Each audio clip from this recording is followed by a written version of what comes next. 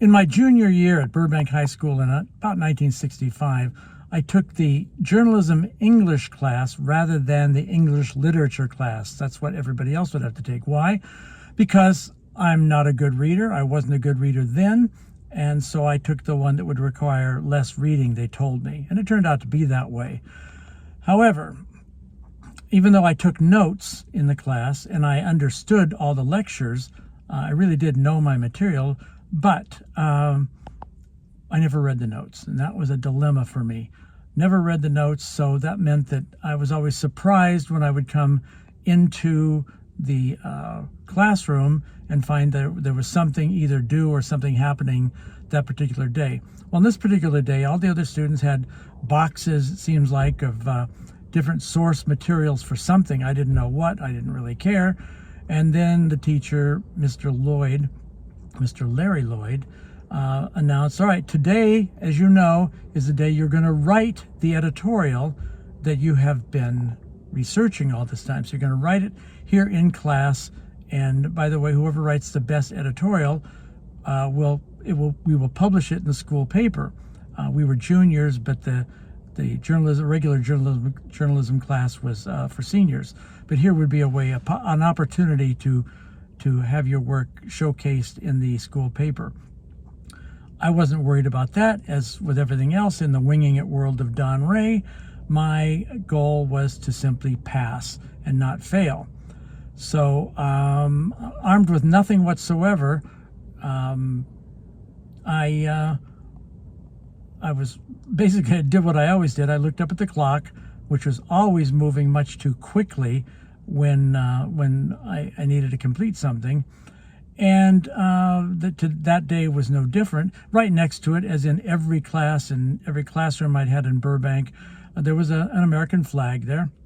And I always noticed that the American flag had 48 stars, even though we had, for at least the last 5 or 6 years, we've had 50 states.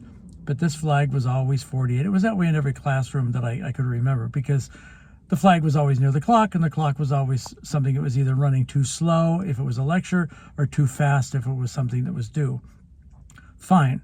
So I decided to make my editorial about that very thing. And I went out on a limb and I wrote an editorial that basically said, I pledge allegiance to the flag of the United States of America. And then I said something like, every day, thousands of students in Burbank salute the American flag, but not the official American flag. Why is it that we're still using a 48-star flag even after Hawaii and Alaska became states 5-6 years ago?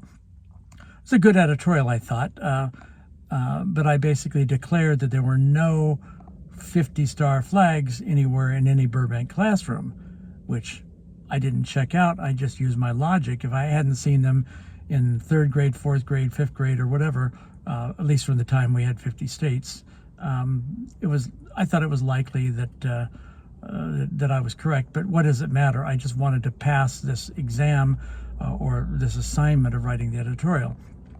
So I wrote it up, and because I took notes and because I remembered the lecture, I knew what the elements of an editorial had to be.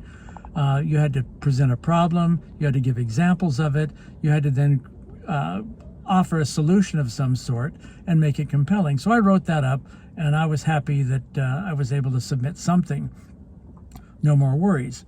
So then the next day when we showed up, Mr. Larry Lloyd, the teacher, said, well, all right, I've picked the winner of the editorial contest, and it's Don Ripley. I went by the name Ripley back then because my mother had remarried, so I was using the name Ripley. Anyway, Don Ripley has won it, and his story will be in this school paper. That was fine with me. It didn't matter whatsoever. It felt a little bit good, but still a little bit edgy because I kind of was winging my way through that assignment. So that's fine. The paper came out on a Friday, and I took it home. I don't remember if I even showed it to my parents. Maybe I did. But that was fine. That was everything I needed to do, and I felt good about being published for the first time.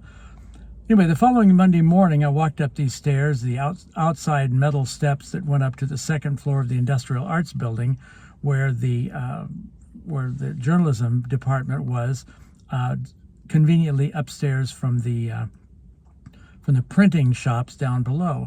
So I went in and started to walk toward my seat, and through the glass window of Mr. Lloyd's office, he pointed his finger at me and gave me one of those come here gestures with his finger. Okay, that's fine. So I went inside and he said, have a seat. And I said, okay. He said, we had a little bit of problem with your editorial. And I thought, oh shit, I'm busted big time. He says, yeah, apparently when people took the school paper home that day on Friday, people were alarmed at the allegations that there were no 50-star flags in any classroom in Burbank. And I'm thinking, oh, holy shit, I'm really screwed now. He said, so the calls went in to the principal and to the superintendent of schools.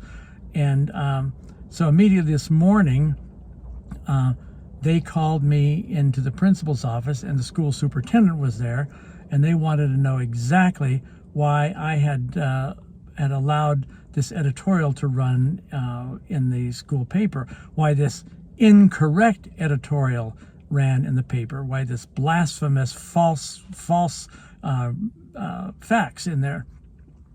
He says, I was kind of stunned, so all I could say is, I stand by my reporter.